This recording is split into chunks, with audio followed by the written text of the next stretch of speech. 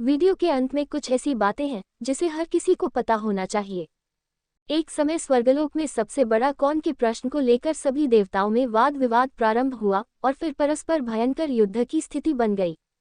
सभी देवता देवराज इंद्र के पास पहुंचे और बोले, हे देवराज, आपको निर्णय करना होगा कि 9 ग्रहों में सबसे बड़ा कौन है। देवताओं का प्रश्न सुनकर देवराज इंद्र उलझन में पड़ गए और कुछ देर सोचकर बोले, हे देवगणों, मैं इस प्रश्न का उत्तर देने में असमर्थ हूँ। पृथ्वीलोक में उज्जैनी नगरी में राजा विक्रमादित्य का राज्य है। हम राजा विक्रमादित्य के पास चलते हैं क्योंकि वह न्याय करने में अत्यंत लोकप्रिय हैं। उनके सिंहासन में अवश्य ही कोई जादू है कि उस पर बैठकर राजा विक्रमादित्य दूध का दूध और पानी का पानी अलग करने का न्याय करते हैं। देवराज इंद्र के आदेश पर सभी देवता पृथ्वीलोक में उज्जैनी नगरी में पहुंचे। देवताओं के आगमन का समाचार सुनकर स्वयं राजा विक्रमादित्य ने उनका स्वागत किया। महल में पहुंचकर जब देवताओं ने उनसे अपना प्रश्न पूछा तो राजा विक्रमादित्य भी कुछ देर के लिए परेशान हो उठे, क्योंकि सभी देवता अपनी अपनी शक्तियों के कारण महान शक्तिशाली थे। किसी को भी छोटा या बड़ा कह देने से उनके क्रोध के प्रकोप से भयंकर हानि पहुंच सकती थी। तभी राजा विक्रमादित्य को एक उपाय सूझा और उन्होंने विभिन्न धातुओं स्वर्ण, रजत, कांसा, तांबा, सीसा, रांगा, जस्ता, अभ्रक व लोहे के 9 आसन बनवाए। धातुओं के गुणों के अनुसार सभी आसनों को एक दूसरे के पीछे रखवाकर उन्होंने देवताओं को अपने अपने सिंहासन पर बैठने को कहा। सब देवताओं के बैठने के बाद राजा विक्रमादित्य ने कहा, आपका निर्णय तो स्वयं हो गया। जो सबसे पहले सिंहासन पर विराजमान है वही सबसे बड़ा है। राजा विक्रमादित्य के निर्णय को सुनकर शनि देवता ने सबसे पीछे आसन पर बैठने के कारण अपने को छोटा जानकर क्रोधित होकर कहा, राजन, तुमने मुझे सबसे पीछे बैठाकर मेरा अपमान किया है। तुम मेरी शक्तियों से परिचित नहीं हो। मैं तुम्हारा सर्वनाश कर दूंगा। सूर्य एक राशि पर 1 महीने, चंद्रमा 2.25 दिन, मंगल 1.5 महीने, बुध और शुक्र 1 महीने, बृहस्पति 13 महीने रहते हैं, लेकिन मैं किसी राशि पर 7.5 वर्ष रहता हूँ। बड़े बड़े देवताओं को मैंने अपने प्रकोप से पीड़ित किया है। राम को 7.5 के कारण ही वन में जाकर रहना पड़ा और रावण को 7.5 के कारण ही युद्ध में मृत्यु का शिकार बनना पड़ा। उसके वंश का सर्वनाश हो गया। राजा, अब तू भी मेरे प्रकोप से नहीं बच सकेगा। राजा विक्रमादित्य शनि देवता के प्रकोप से थोड़ा भयभीत तो हुए, लेकिन उन्होंने मन में विचार किया, मेरे भाग्य में जो लिखा होगा ज्यादा से ज्यादा वही तो होगा। फिर शनि के प्रकोप से भयभीत होने की आवश्यकता क्या है। उसके बाद अन्य ग्रहों के देवता तो प्रसन्नता के साथ वहां से चले गए, लेकिन शनिदेव बड़े क्रोध के साथ वहां से विदा हुए। राजा विक्रमादित्य पहले की तरह ही न्याय करते रहे। उनके राज्य में सभी स्त्री पुरुष बहुत आनंद से जीवन यापन कर रहे थे। कुछ दिन ऐसे ही बीत गए। उधर शनिदेवता अपने अपमान को भूले नहीं थे। विक्रमादित्य से बदला लेने के लिए एक दिन शनिदेव ने घोड़े के व्यापारी का रूप धारण किया और बहुत से घोड़ों के साथ उज्जैनी नगरी में पहुंचे। राजा विक्रमादित्य ने राज्य में किसी घोड़े के व्यापारी के आने का समाचार सुना तो अपने अश्वपाल को कुछ घोड़े खरीदने के लिए भेजा। अश्वपाल ने वहां जाकर घोड़ों को देखा तो बहुत खुश हुआ, लेकिन घोड़ों का मूल्य सुनकर उसे बहुत हैरानी हुई। घोड़े बहुत कीमती थे। अश्वपाल ने जब वापस लौटकर इस संबंध में बताया तो राजा ने स्वयं आकर एक सुंदर व शक्तिशाली घोड़े को पसंद किया। घोड़े की चाल देखने के लिए राजा उस घोड़े पर सवार हुआ तो वह घोड़ा बिजली की गति से दौड़ पड़ा। तेजी से दौड़ता हुआ घोड़ा राजा को दूर एक जंगल में ले गया और फिर राजा को वहां गिराकर जंगल में कहीं गायब हो गया। राजा अपने नगर को लौटने के लिए जंगल में भटकने लगा, लेकिन उसे लौटने का कोई रास्ता नहीं मिला। राजा को भूख प्यास लगाई। बहुत घूमने पर उसे एक चरवाहा मिला। राजा ने उससे पानी मांगा। पानी पीकर राजा ने उस चरवाहे को अपनी अंगूठी दे दी। फिर उससे रास्ता पूछकर वह जंगल से बाहर निकलकर पास के नगर में पहुंचा। राजा ने एक सेठ की दुकान पर बैठकर कुछ देर आराम किया। उस सेठ ने राजा से बातचीत की तो राजा ने उसे बताया कि मैं उज्जैनी से आया हूँ। राजा की कुछ देर दुकान पर बैठने से सेठ जी की बहुत बिक्री हुई। सेठ ने राजा को बहुत भाग्यवान समझा और उसे अपने घर भोजन के लिए ले गया। सेठ के घर में सोने का एक हार खूंटी पर लटका हुआ था। राजा को उस कमरे में अकेला छोड़कर सेठ कुछ देर के लिए बाहर गया।